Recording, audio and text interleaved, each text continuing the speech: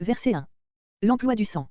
Verset 1 à cette défense d'égorger, en tout lieu, les animaux même ceux qui sont destinés à l'alimentation. Verset 2. Et à tous les fils d'Israël. Formule nouvelle qui ne se retrouve plus que Lévitique 21.24 et Lévitique 22.18, ce qui montre l'importance que Dieu attache à cette loi pour tout le peuple. Voici ce que l'Éternel a commandé. Peut-être l'ordonnance qui suit avait-elle été précédemment donnée à Moïse, qui ne la transmet que maintenant aux intéressés, voir Lévitique 8.9, Lévitique 9.6, Exode 16.16. Verset 3. Les animaux désignés ici, quoique destinés à l'alimentation, sont ceux qui pouvaient aussi être offerts comme victimes sur l'autel. Quant aux animaux qui ne pouvaient en aucun cas servir de victimes, le procédé à suivre est indiqué au verset 13. De la maison d'Israël. Pour les Israélites, il n'y a qu'un seul abattoir, l'entrée de la tente d'assignation. Égorger ailleurs, soit dans le camp, soit hors du camp, un animal, même destiné à fournir de la viande de boucherie, est un acte qui a le caractère du meurtre et qui expose, aussi bien que ce crime, à la vindicte divine. Aussi longtemps qu'ils furent dans le désert, les Israélites furent astreints à cette loi. Comme elle eût été impraticable une fois qu'ils habitèrent en Canaan, elle fut retirée au moment de l'entrée dans ce pays. Deutéronome 12.20-22. Ainsi, tant que cela fut possible, les Israélites furent astreints à convertir les animaux domestiques dont ils usaient pour leur consommation en victimes d'actions de grâce, dont les graisses étaient brûlées sur l'autel et le sang versé au pied de l'autel. Cependant, comme il ne s'agit pas ici d'un sacrifice proprement dit, le mot employé est celui qui signifie égorger, tuer et non pas sacrifier, comme au verset 8. Verset 6. En assimilant toute immolation au sacrifice d'action de grâce, Dieu veut habituer les Israélites à considérer la nourriture dont ils font usage et surtout la chair des animaux, comme un don venant de lui. Cette prescription a outre cela deux buts préventifs, dont le premier est énoncé au verset suivant et le second ressort clairement de l'autre défense qui suivra, versets 10 à 14. Verset 7. Ce verset montre qu'en tuant les animaux pour leur alimentation, les Israélites se livraient à des pratiques superstitieuses et idolâtres. Or de tels usages ne pouvaient se pratiquer dans le sanctuaire. Satire. Le mot séirim que nous rendons ainsi, vient du verbe sar, être velu et pourrait désigner des divinités redoutées, qui font hérisser les cheveux à qui les rencontrent.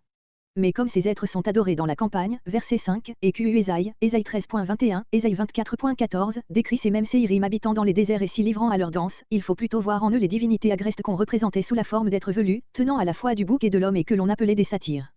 Les Israélites pouvaient avoir apporté ce culte d'Égypte, Josué 24.14, Ézéchiel 20.7, Ézéchiel 23.3, 2 Chroniques 11.15, car, d'après Hérodote, un dieu pareil aux peines des Grecs, divinité analogue à celle-là, était adoré sous la forme d'un bouc, et cela, dans un canton tout voisin de Gosen. Avec lesquels, c'est-à-dire, par le culte desquels ils se prostituent. Une ordonnance perpétuelle. Il ne s'agit pas uniquement de l'ordre relatif aux animaux de boucherie, aboli par le Deutéronome, mais aussi des rites idolâtres qui accompagnaient cet acte. Tout cela doit cesser une fois pour toutes et ne jamais se reproduire en quelque circonstance que ce soit. On a objecté contre cette prescription relative à l'immolation même des animaux alimentaires, qu'elle était inexécutable dans le désert. Comment égorger dans le parvis, en outre de tous les sacrifices, les animaux nécessaires à l'alimentation d'un peuple aussi nombreux? Mais on oublie que les tribus nomades consomment infiniment moins de viande que les peuples établis et civilisés. Verset 8. Verset 8 à 9 lieux uniques des sacrifices. Tu leur diras, encore. Cette ordonnance est complémentaire de la précédente, elle est répétée dans Deutéronome 12.5-7.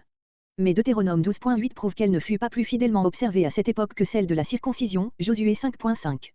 Quant aux étrangers, ils pouvaient bien tuer des bêtes de boucherie sans faire offrande de leur sang et de leur graisse à l'Éternel, mais s'ils voulaient offrir des sacrifices, ce ne pouvait être qu'à l'Éternel et par conséquent par les mains du sacrificateur et dans le sanctuaire. Les diverses tribus ayant un fort sentiment d'indépendance et la tendance à s'isoler les unes des autres, le sanctuaire commun et unique avait une grande importance au point de vue de l'unité de la nation, Josué 22.10-19 et suivant, 1 Roi 12.29 et suivant. Verset 10. Verset 10 à 14 s'abstenir de manger du sang. Quelque sang que ce soit. Le sang est pour l'autel. Il est absolument défendu d'en faire un aliment. On comprend par cette défense l'ordre du verset 6 de répandre le sang des bêtes immolées sur l'autel. L'accomplissement de cette prescription avait pour effet d'empêcher la violation de la défense renfermée dans ces versets. Je tournerai ma face. Cette expression est prise ici dans le sens défavorable. Je retrancherai. Ces mots indiquent évidemment un châtiment exécuté par Dieu lui-même et impliquent en tout cas la privation des privilèges théocratiques. Verset 11. Motif de la défense et de la punition. L'âme, c'est-à-dire le principe vital de tout être, réside dans le sang. C'est pourquoi Dieu a réservé le sang pour un but plus noble que celui de l'alimentation. Il est non pour la table, mais pour l'autel, où il sert de couverture aux âmes chargées de péché. Cet emploi lui donne un caractère sacré. Fait propitiation par l'âme dont il est le porteur, pour l'âme pour laquelle il est offert, âme pour âme, vie pour vie. Verset 13. Le sang même des animaux purs tués à la chasse, qu'il n'est pas nécessaire d'offrir sur l'autel, ne doit pas être exposé à profanation. Il doit, avant que l'animal serve d'aliment, être complètement exprimé de son corps, puis recouvert de terre. Il est ainsi rendu au Créateur, qui a tiré de terre les éléments de cette substance à laquelle se trouve uni le souffle de vie. Verset 14. Car l'âme de toute chair. Ce qui est le principe de la vie dans tout être animé, c'est le sang et ce qui fait que le sang a ce noble rôle, c'est le principe vital dont Dieu l'a pénétré et rendu dépositaire. Verset 15. Versets 15 à 16 Défense de manger des bêtes mortes naturellement ou par accident. Cette défense est la conséquence de la précédente. Dans toute bête morte ou déchirée par les bêtes sauvages, il reste une partie du sang et la manger ce serait infailliblement manger du sang, Lévitique 11.40, Exode 22.31. Lavra. On peut en avoir mangé insquiément et ne s'en être aperçu qu'après coup, ou bien ce peut être la nécessité, la pauvreté qui a amené à manger de cette chair.